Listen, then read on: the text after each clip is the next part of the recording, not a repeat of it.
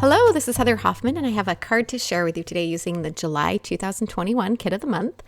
I've previously done a technique with distress ink cubes and direct-to-paper, but when I did that before, I used just black ink, and this time I thought it'd be fun to kind of do it with some gold heat embossing. The heat embossing will kind of hold things in place and give a little bit of a different look and effect to it, and I was really excited with how it actually came out.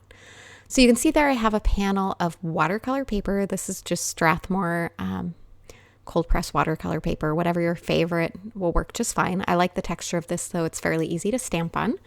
I went ahead and used my embossing buddy on there, and then I'm stamping it with clear embossing ink.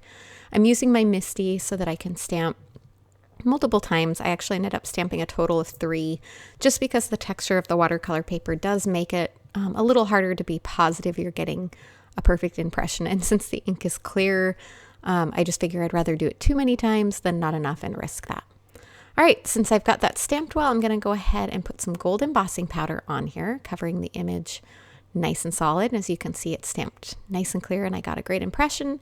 And then I'm going to go ahead and use my heat gun and set that. Now, once I stamp this, usually I double check with the grid on my MISTI, but I noticed I'd stamped just ever so slightly crooked. So I'm going to use my paper trimmer to straighten that out, just by kind of using the lines on that clear cover there to get the first line, and then by going around from that base cut to trim everything else so it's straight.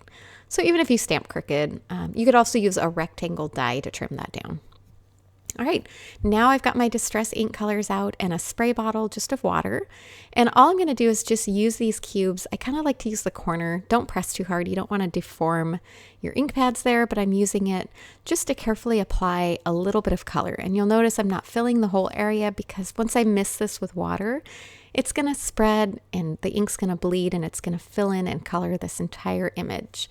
So I started off there with cracked pistachio on the jar. Then I used abandoned coral on the florals.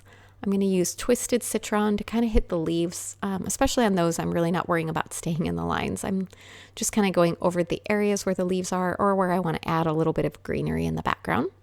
I came back a little in the jar because I realized I'd forgotten the top of that. And then I used mustard seed just to put a little bit of a detail shadow layer around the outside. You'll notice certainly not perfect, just getting a little bit of color on there, and that's going to bleed out. Now, this next part is kind of where the magic happens. You mist some water on. Now, the more water you do, the more it's going to bleed out and blend, and the ink's going to move around. The less you do, you get a little different effect. On this finished here on the bottom, you can see that I had more moisture, so there's more bleeding. And along the top, I didn't have as much, so it's a little bit of a different effect, but it's such a magical watercolor look without too much effort. And like I said, I like the added fun of the heat embossing on there. All right, this is a solid foam panel. I am adhering to the back. I just use fun foam and wide Scor-Tape.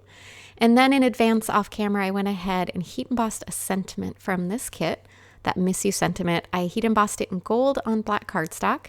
And then I just used my scissors to fussy cut it out. And I'm going to mount that with some foam adhesive just on the middle portions. I wanted to kind of make it a little more of a interestingly shaped sentiment. And once I started putting it on here, I really liked it. It was fun straight, but I thought it was kind of just a playful, fun effect to add it a little bit of an angle. And I purposely made sure that right edge kind of tipped off the edge of that top panel. And then the final finishing touch, just to kind of help enhance that gold heat embossing even more, I grabbed some metallic gold pearls. These are from Pink Fresh Studio. And I just adhered a few of those around in some fun little clusters in different spots around the image. And these are going to add that fun little bit of dimension and a little bit of sparkle to finish this all off. All right, and there we go. This card is finished. A fun, simple, and very quick and easy technique. Thanks so much for coming by. I hope you enjoyed and have a wonderful day.